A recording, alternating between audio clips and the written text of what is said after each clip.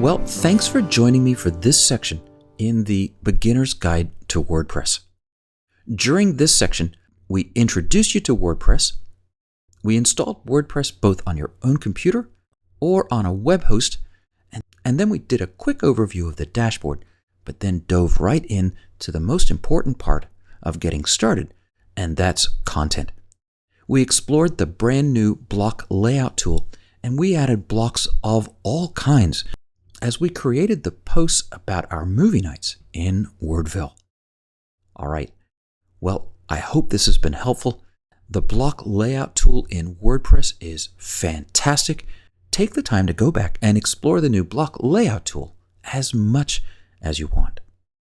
Once again, I want to thank our friends over at Glowhost for sponsoring this video series.